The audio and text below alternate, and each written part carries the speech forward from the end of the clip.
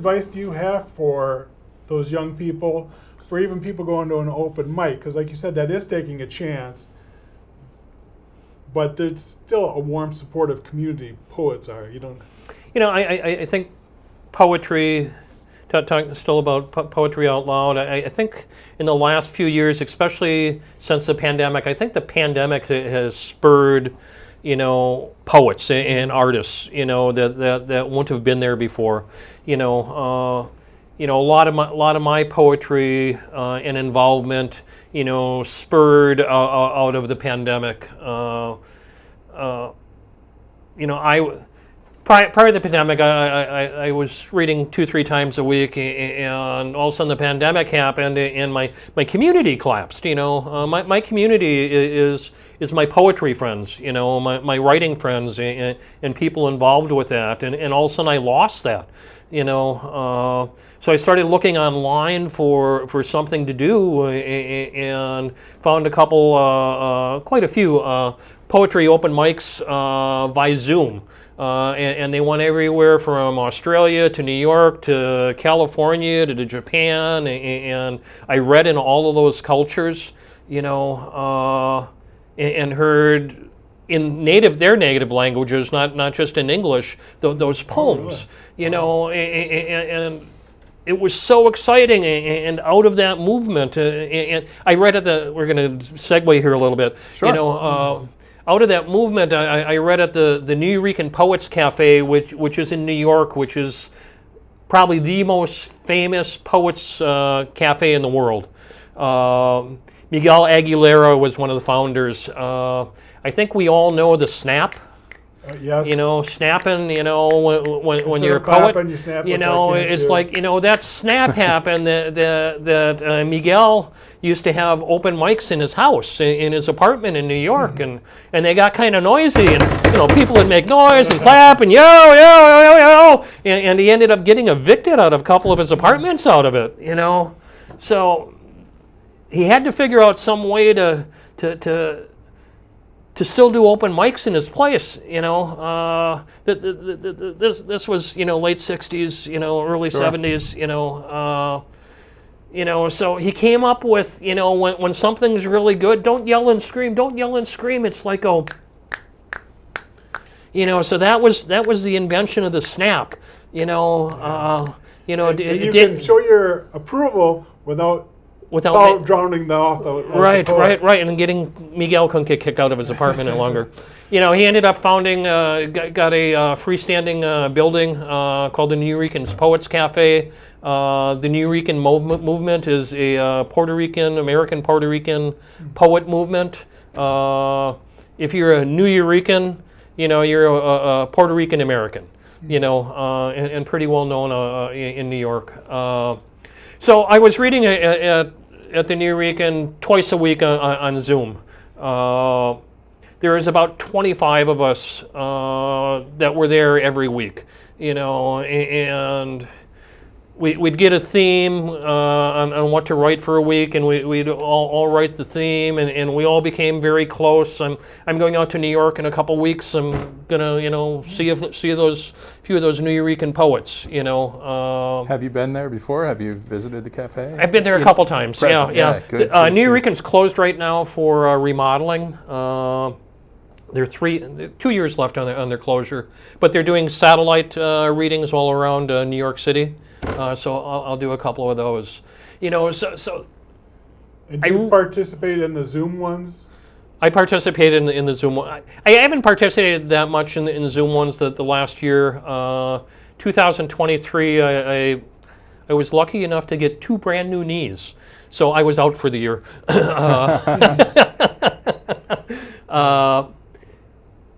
But out of that Nuyorican movement, there's a couple publishers that were started. There's wonderful open mics that were started by some of the Nuyorican poets movement, pandemic poets. I came up with the saying, the pandemic poet, and it kind of stuck. I don't have the poem with me today, but there's a poem called The Pandemic Poets that we all yell and scream, and it was kind of fun. But that spurred a whole movement of open mics around the world. Poets that were reading there started their own open mics with Zoom, which brought in more and more people, from beatnik poets to conceptual poets to I'm going to write about the flowers. So as far as getting to an open mic or performing or sharing your work, it's I've got a stack. I don't know, maybe about that high on rejections. Maybe it's a little higher. It's hard to get published. Sure. But I constantly, every week, every night, maybe not every day, but a couple times a week, submit stuff for submissions. So if you want to learn about rejections, that's a good way to do it. But you'll be accepted. Somewhere somebody's going to accept you. So if you want to feel better about yourself, go to an open mic, because there's a whole community out there. There's a wonderful community of writers and poets that just welcome you. And it could be your first time or your 500th time or 20 years down the road reading. We all welcome you. I've started a bunch of poets as far as open mics go, first time there, and I'll invite them to come over and sit with me, and, maybe they don't read the first time and they come back next week with me, and next month or next open mic, and, they're a little more comfortable, and this time maybe they'll read, or maybe it takes 3-4 times, and that's okay, and some of those poets have gone on to performing all around the Midwest or the country. Some of those poets only show up every few months, but it brings them into a community, and maybe in high school they're writing. We have some nice high school kids that come to some of the open mics, and they share for the first time, and they are so excited, we have adults from 18 to 90 to 100 years old that come and read, and I think we all. I don't think I'm speaking for myself. I think we all look forward to that open mic night, that performance night. I think we prepare for it, And look forward to it. And look forward to it. And to the community. And there's a big saying that when you do new stuff, it's noosh. We won't finish the word, but you get up there and all of a sudden you go, you tell everybody a new poem and everybody goes noosh, and everybody claps and it's kind of fun. I've seen you firsthand. There was for the Wisconsin Fellowship of Poets. There was a young college student there. She was there. I think she was just going to cover for the paper. Right. Yeah, and DJ's like, "Hi, who are you? Come over and sit by us. What do you do and stuff?" And she went from reporting on it to actually going up and reading her poem. Yeah, it was pretty exciting. She was pretty excited. Yeah. She was good. Yeah, very nice. And community. I think we've had James Hamilton on here, a previous interviewee, and he credits you for mentoring him. Encouraging him, showing him how to that was take kind chances. of him. Thank you. He did. And I've learned through James and through you to take chances, because I was definitely one of those people that sat up there when I first did and just I was loud enough to read it and botch it up a little bit, and then towards the end of open mics here in Oshkosh, I was like, here's a poem about some songs my grandma used to listen to, and then I'm going to sing them. So you can. I remember that. That was wonderful. Yeah, that was so nice. Yeah, you taught me to take chances, and then that just makes for very memorable experiences. Oh, good. I'm so glad. Yeah, that value of community. We sat here with James Hamilton, and he talks about his background and things, but what he talked about most, the most heartfelt, was the connections that he's made. Right. Just unintentional, just accidental. Here we are both. We have this interest enough in poetry to to show up in here on a February night and on a Tuesday and here we are. Here we are, yeah, and we're loving doing it. We're doing our thing, and to share those moments that is profoundly meaningful. It's kind of like sitting around the campfire. You share stories around the campfire. It's sharing poems around the campfire. And there's no better feeling than that. Those are things you remember all your life. Yeah, pretty special. Just to also remind, like the first time I heard you do the backtracking beat was at Pi Day in Fond du Lac. Oh yeah, for yeah. Jeffrey McAndrews. So you had recorded your voice.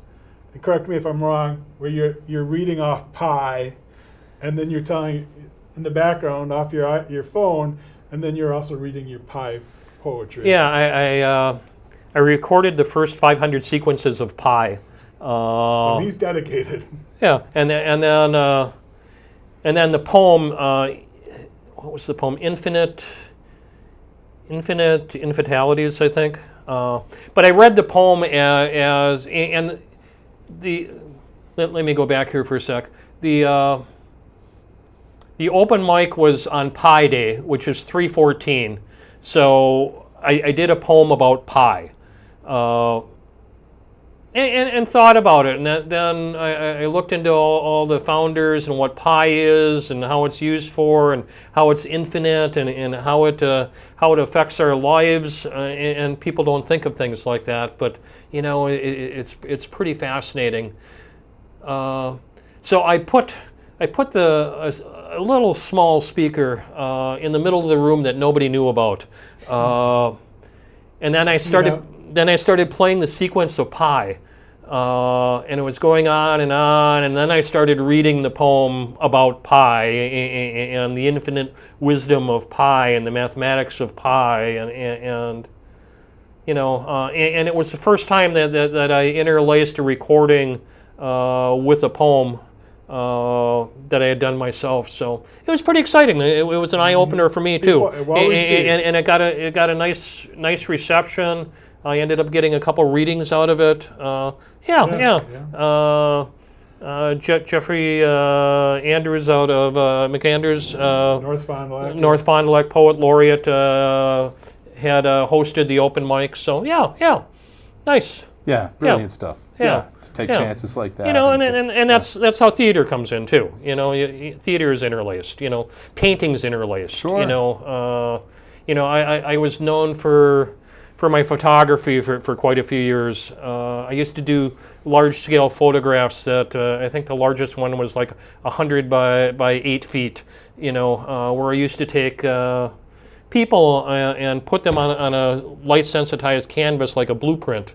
And they were my negatives, and I'd go into schools and I'd teach this method to all the students, and then at the end of the week, we do one big print, and the largest was like 100 by 8. I did a few, maybe 50 feet by 40 feet and other lengths. And it was exciting, but that's layering too.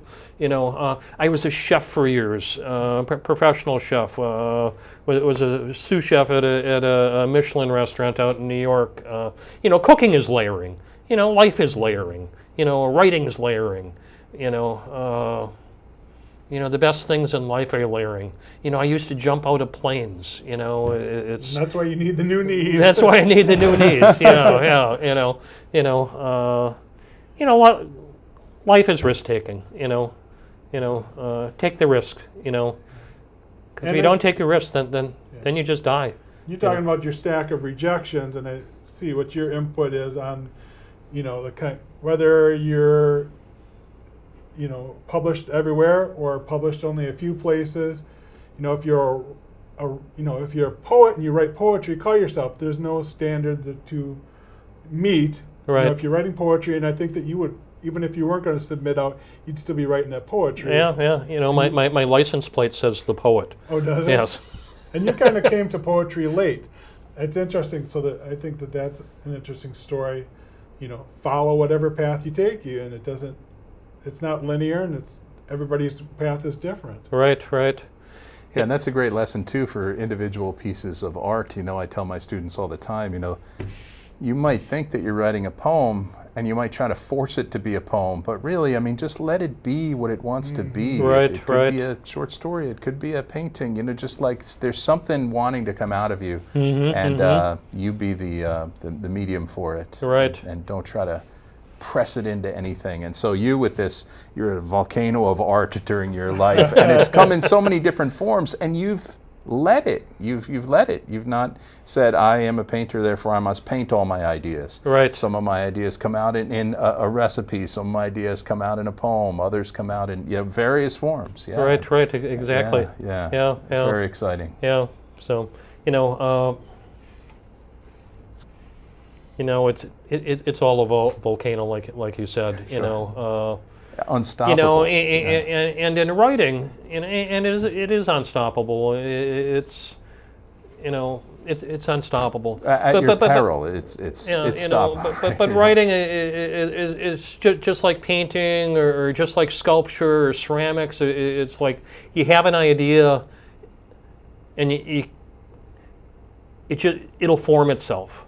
It'll just form itself. I do a lot of writing on one word. I have one word that's in my mind, and it might be at the very end of everything that I write, but that one word or that one phrase is there, and that entire poem, is based on that. And you can feel it through the poem.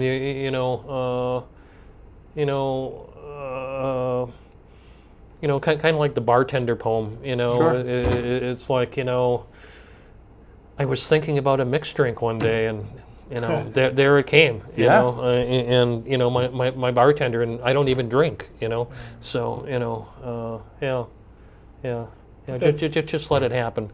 Anybody that's listening, just let it happen, and don't worry about rejection or what people think. All your writing is good because you're writing it. Take the chance.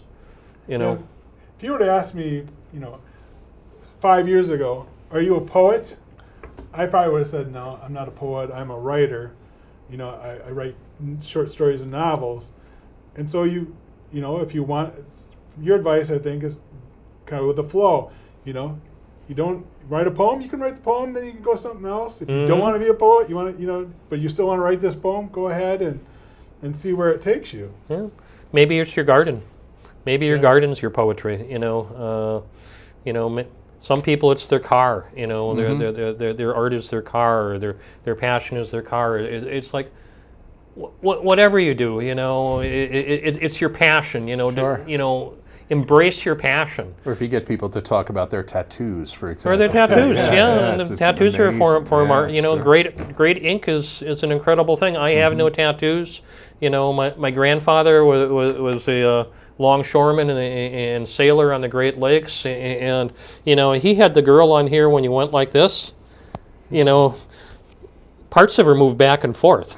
And he literally had the anchor on his chest, it's pretty incredible, and that was before tattoos were tattoos like they are now, he was a man's man, Great. And now the 18-year-old girls are getting that as their graduation present. That's great, puts a smile on your face, doesn't it? Self-expression, yes. Sure. And so let's put another smile on my face by hearing another poem Sure. from you, DG. Okay. Well, Memorial Day is coming up. Just around the corner. I think we should all remember that Memorial Day and the things that people sacrificed for that. This is sipping hot coffee.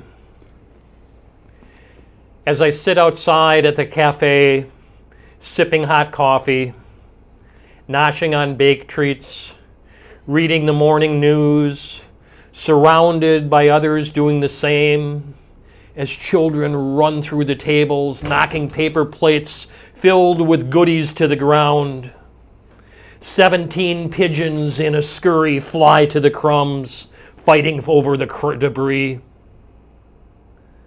All that I can think is how lucky we are that this sip of burnt sienna, the table that I'm nestled at, and the leisure of my day has come has come at such a great price. As my drink is filled, it's filled and it runs over with the blood, the very blood of sacrifice from the women and men who have fought and died in horrific ways in the battles of war. They will never be able to sip. They will never be able to sip a cup. They will never be able to sip a cup of Joe. They will never be able to sip a cup of Joe again. We are blessed for what these brave soldiers have given us. Every drop of your morning brew is filled. It's filled with the very parts of their souls. Give thanks and prayers in all that nourishes you.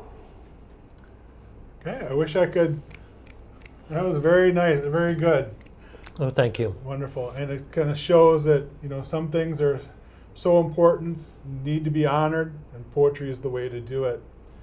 So I think that'll do it for today.